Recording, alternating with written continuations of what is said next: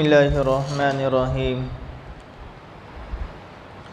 अल्हम्दुलिल्लाहि रब्बिल आलमीन वस्सलातु वस्सलामु अला रसूलिहिल करीम अम्मा बाद अऊज़ु बिल्लाहि मिनश शैतानिर रजीम बिस्मिल्लाहिर्रहमानिर्रहीम अलम नशरह लक सदरक व वज़अना अन्का विज़रक अल्लज़ी अनक़ज़ ज़हरक व रफ़अना लक ज़िक्रक फ़इन्न मअल उसरि युस्रन इन्न मअल उसरि युस्रा फ़इज़ा फ़रग़त फ़ंसब व इला रब्बिका फ़रग़ब सदक़ल्लाहुल अज़ीम। बुज़ुर्गान मोहतरम और मेरे अज़ीज़ साथियों, इस सूरत का नाम सूरत अलम नशरह है,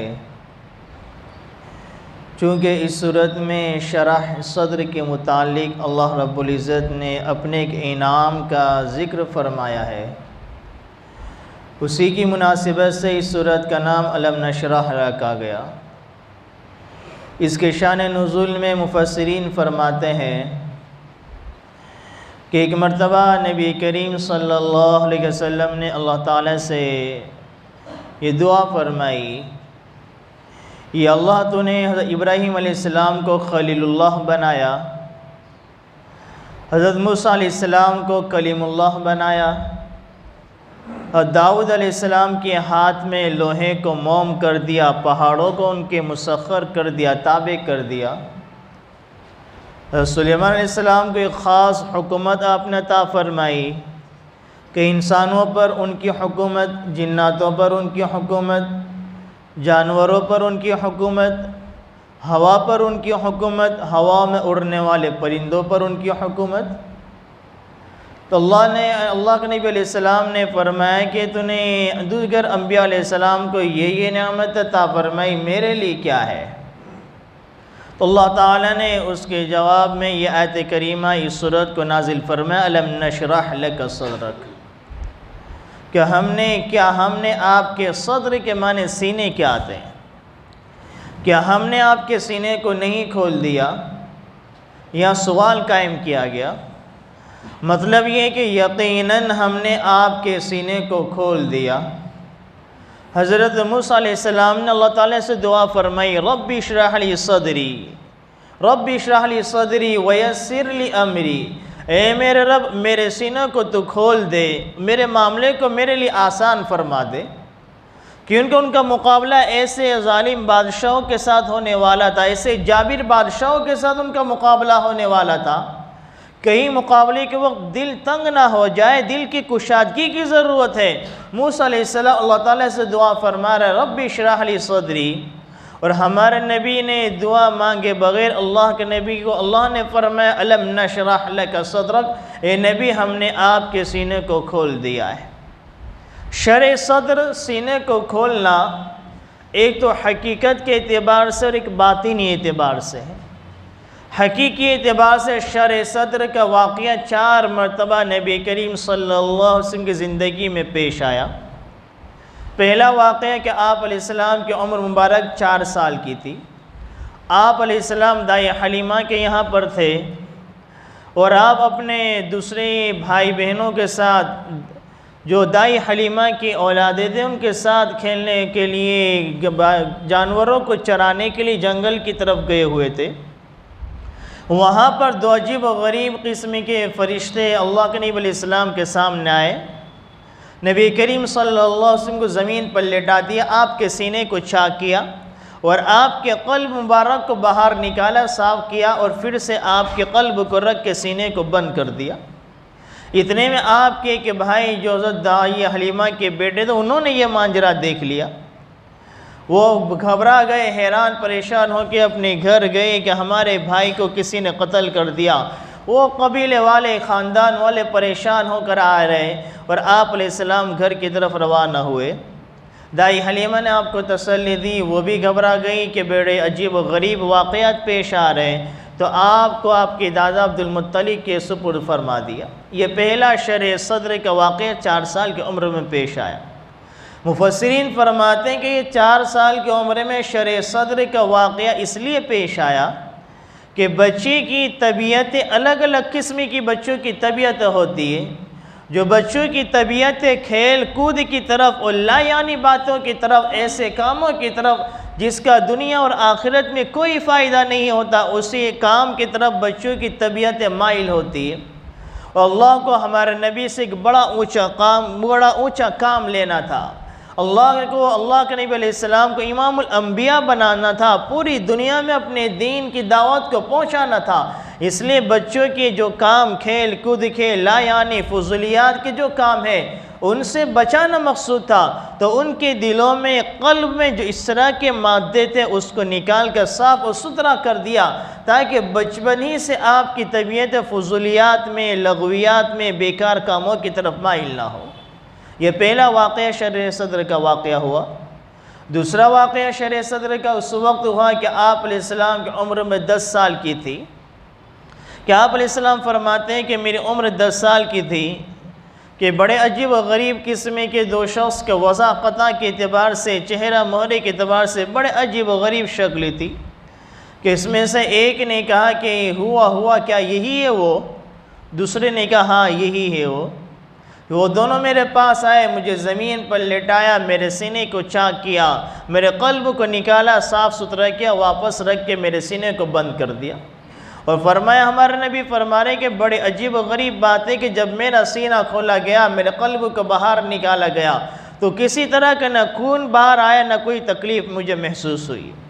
अब हम ये सोचें ये कैसे हो सकता है? इन्नल्लाह अला कुल्ली शैइन क़दीर, वल्लाह हर चीज़ पर क़ादिर है। हम अपनी नाक़िस अक़्ल से समझना चाहें कि इंसान के सीने को चीरा जाए, खून का कतरा बाहर ना आए, इंसान को तकलीफ़ ना हो, अल्लाह ताला हर चीज़ पर क़ादिर है। उस अल्लाह ने चाहा हज़रत इब्राहीम अलैहिस्सलाम को आग में डाल दिया और बाग के आग को गुलजार में तब्दील कर दिया, फूलों के बागीचे में तब्दील कर दिया। उस अल्लाह ताला के लिए कोई बैद नहीं। वो अल्लाह ताला चाहे तो तकलीफ़ों में राहत के असबाब को निकालता चला जाए। वो अल्लाह ताला चाहे तो राहतों के असबाब मौजूद है। बड़ा सा बंगला है, घर में एसी है, ठंडा है, नरम बिस्तर लगे हुए हैं, माल दौलत की रेल पैल है, करोड़ों का बैंक बैलेंस है, लेकिन इतनी सारी राहतों के असबाब होने के बावजूद भी तकलीफ़ें, मुसीबतें, परेशानी ने इंसान को घेरे हुए रखा हुआ होता है। तो अल्लाह ताला हर चीज़ पर क़ादिर है। ये दूसरी मरतबा शरह सदर का वाक़या 10 साल की उम्र में पेश आया। ये उम्र वो है कि उसके बाद जवानी की उम्र 12-13 साल से जवानी की उम्र शुरू होती। तो जवानी की उम्र से शुरुआत का ये उम्र का वाक़या है। और जवानी में जब इंसान कदम रखता है तो ख्वाहिशात की तरफ उसका नफ्स माइल होता है, तरह तरह के किस्म के नफ्सानियात की तरफ उसका नफ्स माइल होता है। तो उस उम्र में दाखिल होने से पहले अल्लाह ने हमारे नबी के क़ल्ब को पाक और साफ़ सुथरा फरमा दिया। तीसरी मरतबा शरह सदर का वाक़या जब आप अलैहिस्सलाम की उम्र 40 साल की हो गई, नबूवत मिलने का बिल्कुल वक्त करीब है, तो उस वक्त आप अलैहिस्सलाम के सीने को चाक किया गया, क़ल्ब को साफ़ सुथरा उसी तरह फरिश्ते ने किया। और यहाँ 40 साल की उम्र में नबूवत मिलने से पहले शरह सदर इसलिए किया गया कि नबूवत का आला बोझ आपको अता किया जाने वाला है, रिसालत की ज़िम्मेदारी आपको दी जाने वाली है कि पूरी तरफ कुफ्र का माहौल है, शिर्क का माहौल है। अल्लाह के कलमे को लोगों तक पहुँचाना इतना बड़ा ऊँचा मकाम अल्लाह अता फरमाने वाला है, क्योंकि दुनिया में नबूवत से ऊँचा कोई मकाम नहीं। एक इंसान इबादत करते करते विलायत के आला से आला मकाम को पहुँच सकता है, लेकिन इंसान इबादत करते करते नबूवत के मकाम को नहीं पहुँच सकता है। ये अल्लाह ताला अपने महज़ फज़ल करम से अपनी इस दुनिया के में से इंसानों को चुनते हैं, इंतखाब फरमाते हैं और उनके सरों पर नबूवत के ताज को सजाते हैं। तो अल्लाह ताला को हमारे नबी को नबूवत अता फरमानी थी, तो नबूवत के बोझ को उठाने में आसानी हो जाए, सहूलत हो जाए, अल्लाह के नबी अलैहिस्सलाम कल उसके लायक हो जाए, तो आप अलैहिस्सलाम के दिल को, सीने को चाक किया गया, क़ल्ब को निकाल कर पाक और साफ़ सुथरा किया गया। ये तीसरी मरतबा शरह सदर का वाक़या पेश आया। चौथी मरतबा शरह सदर का वाक़या कब पेश आया?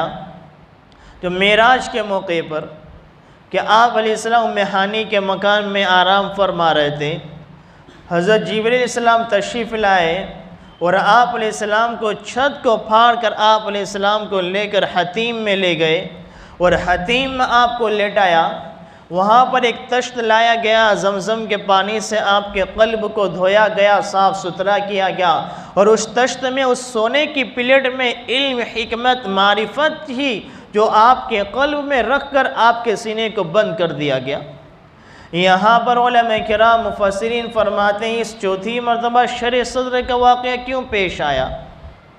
क्योंकि आसमानों का सफ़र करना था, जन्नतों के मनाजिर देखने थे, जन्नतों के मनाजिर देखने थे, उसके लिए दिल में क़ुव्वत होनी चाहिए। तो जहन्नम के मनाजिर भी आपने देखे। कहीं आप अलैहिस्सलाम ने इस रिवायत में नकल फरमाया कि किसी को आग में जलते हुए देखा, किसी को आग के अंगारों में लटकाते हुए देखा, तो किसी को चीरता हुआ देखा। अलग अलग अजाब, जहन्नम के अजाब को आप अलैहिस्सलाम ने देखा।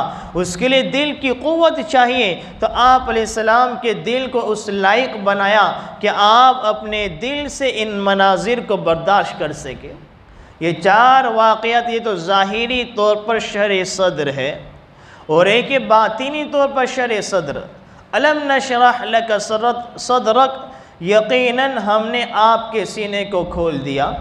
तो मैंने कहा एक तो ज़ाहिरी तौर पर सीना खोलना है, ये चार वाक़यात है, और एक बातिनी तौर पर सीने को खोलना है।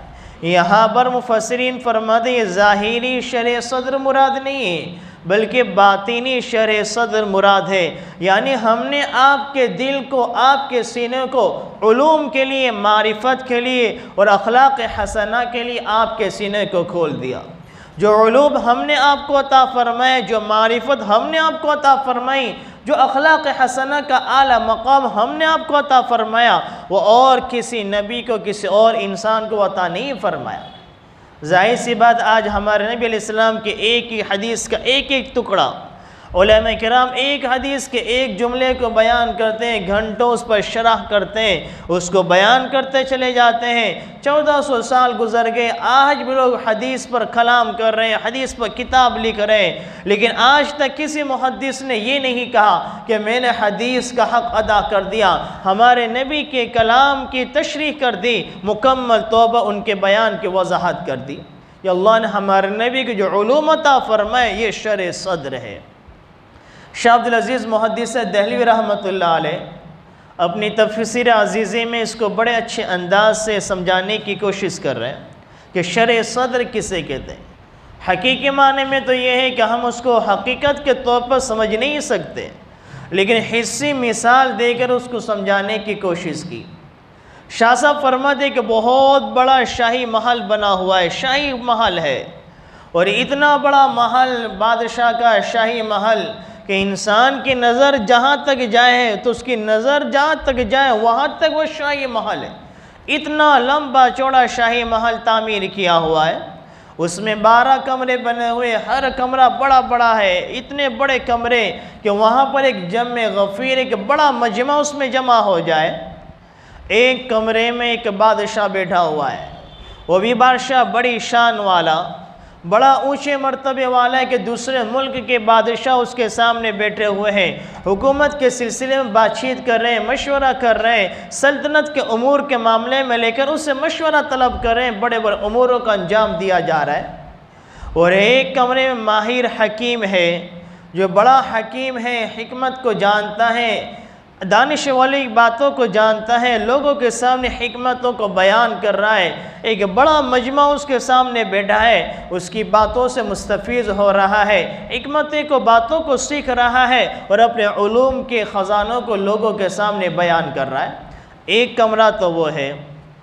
तीसरा कमरा वो है कि जिसमें काजी बैठा हुआ है, उसके पास मसले मसाइल आ रहे हैं, लोगों के मामलात आ रहे हैं, लोगों के मामलात को सुन रहा है, किसी के मुतालिक फ़ैसला कर रहा है, किसी को सज़ा दे रहा है। एक बड़ा मजमा उसके मजलिस में बैठा हुआ है। इसी तरीके से एक कमरा वो है जहाँ एक माहिर मुफ्ती बैठा हुआ है, लोग उसके पास आ रहे हैं, भीड़ लगी हुई है, कोई अपने घरेलू मसाइल पूछ रहा है, कोई मीरास के मसाइल को हल करवा रहा है, कोई हलाल और हराम के मसाइल को पूछ रहा है, कोई जायज़ और नाजायज़ के फतवे पूछ रहा है और अपने उलूम से लोगों को फ़ायदा पहुँचा रहा है।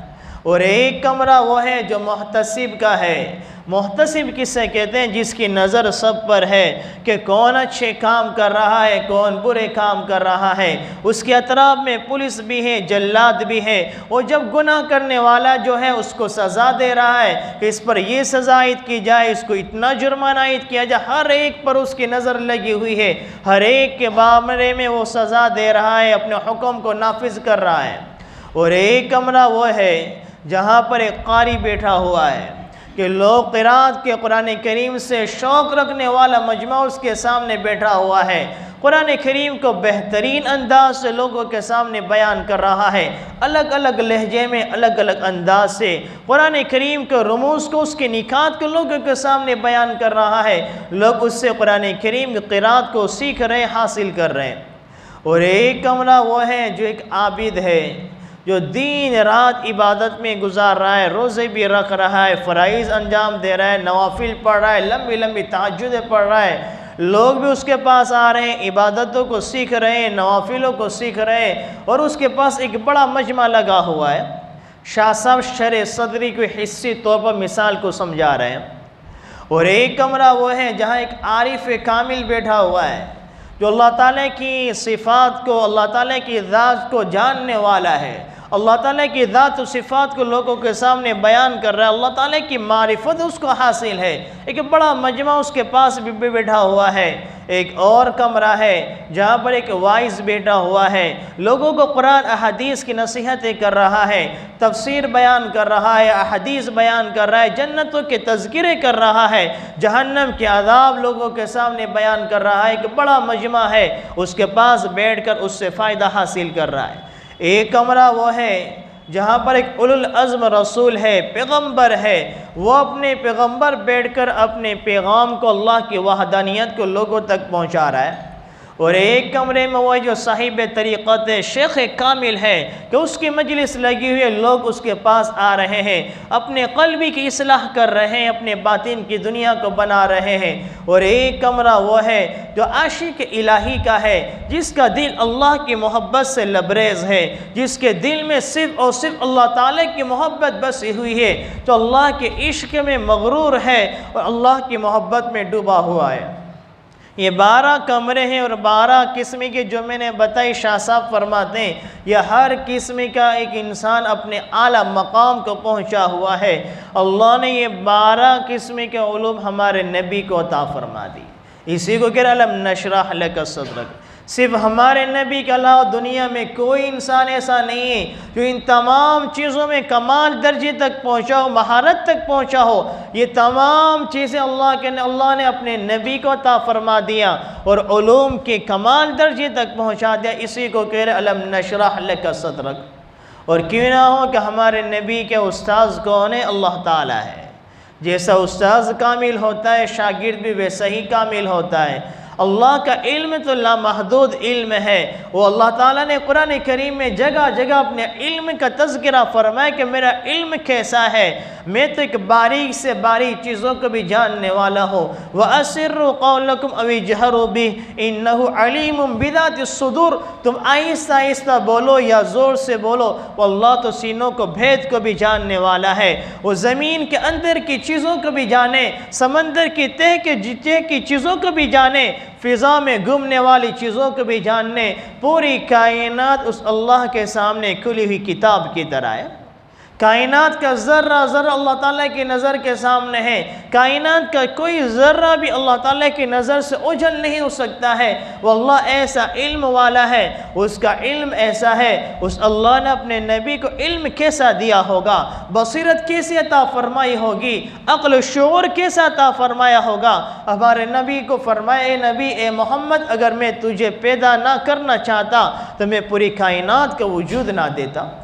जिनके सदक़े में अल्लाह ने कुल कायनात का वजूद दिया, दुनिया के हम किसी के पास कुछ इल्म होता है, कुछ अक्लमंदी है, कोई हिकमत है, कोई फ़न में महारत रखता है, हम उसके गिरविदा हो जाते हैं कि कितना अक्लमंद इंसान है, कितना माहिर इंसान है, कितना उसका दिमाग कितना माइंडेड है, लोग उसके गिरविदा हो जाते हैं। तो हमारे नबी के उलूम का, फ़नून का, मारिफत का और अक्ल व शऊर का क्या कहना। उसी को कुरान करीम कहता अलम नशरह लक सदरक, कि यकीनन हमने आपके सीनों को खोल दिया इन उलूम और मारिफत के लिए।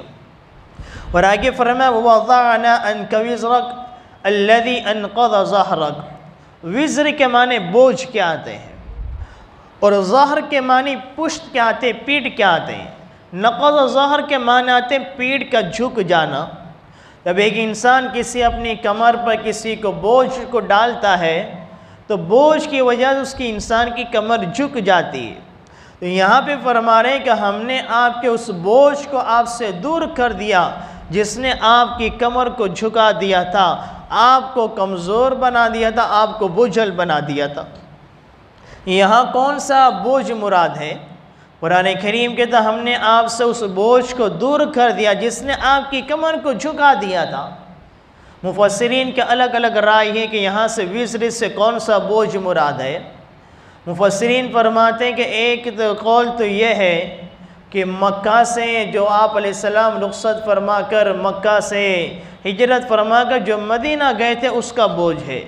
कि जाहिर सी बात है कि हमारे नबी की पैदाइश मक्का में हुई, आपका बचपन मक्का में गुज़रा, जवानी मक्का में गुज़री, वो ज़िंदगी के एक लंबा चौड़ा अक्सर हिस्सा ज़िंदगी का मक्का में गुज़र गया। और मक्का तो वो सरज़मीन है कि आम मुसलमान के दिल में भी मक्का की मोहब्बत होती है। जब एक इंसान उम्रे के लिए जाता है 10 दिन 15 दिन के लिए, हाजी हज के लिए जाता है 1 महीने के लिए, जब वहाँ से वो रवाना होना चाहता है उसके कदम उठने को तैयार नहीं होते हैं, उसके आंखों से बेसाख्ता आंसू जारी हो जाता है, उसका दिल टूटता है कि मैं अपने रब के काबे को छोड़कर जा रहा हूँ। इतना बेहतरीन मनाजिर था, इतना बेहतरीन खूबसूरत मंजर थे, कब पता नहीं ज़िंदगी में कब मौका मिलेगा कि ये फिर से आंखें बैतुल्लाह की ज़ियारत करेगी, फिर से ये कदम बैतुल्लाह के तवाफ़ करेंगे, फिर से सफ़ा मरवा की सही होगी। इंसान के कदम उठने को तैयार नहीं होते, इंसान बड़ी कोशिश से अपने कदमों को पीछे लेता है। एक आम इंसान के दिल पर यह कैफियत होती, ऐसा बोझ होता है कि ऐसा लगता है किसी ने पूरी कायनात को हमसे छीन लिया हो।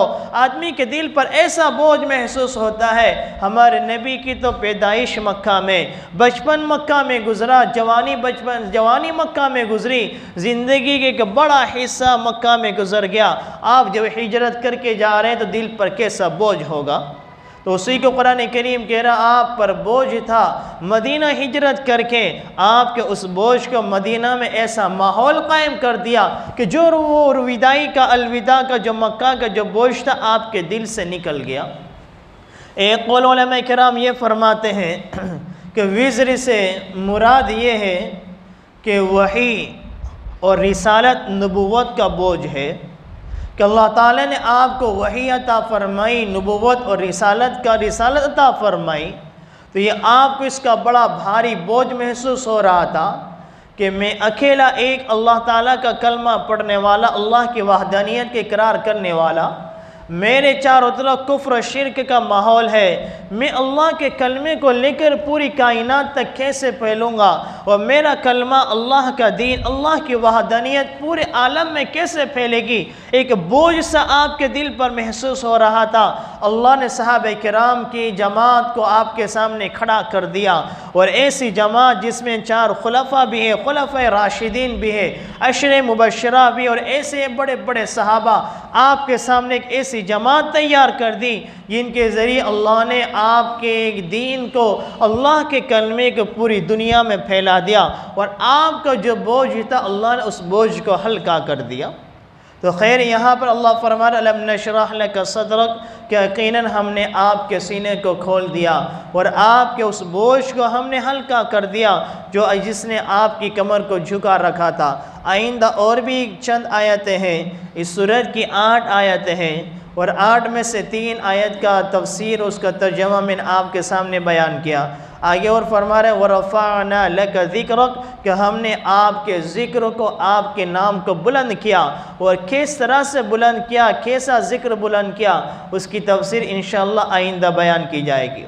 आखिरी बात एक वह भी सुन लीजिए। शाह अब्दुल अज़ीज़ मुहद्दिस देहलवी रहमतुल्लाह अलैह ने इस सूरत की तफसीर में एक बात लिखी हुई है कि जो शख्स भी सोते वक्त 17 मरतबा सूरह अलम नशरह पढ़कर अपने सद्र पर, अपने सीने पर दम कर दे, अल्लाह शयातीन के वसावीस से उसको महफूज रखेगा और उसके दीन के जितने काम की तदबीरें हैं उसमें कोताही, ख़ता, गलती से उसको महफूज रखेगा। बहुत से लोग शिकायत करते हैं कि भाई तरह तरह के डरावने ख्वाब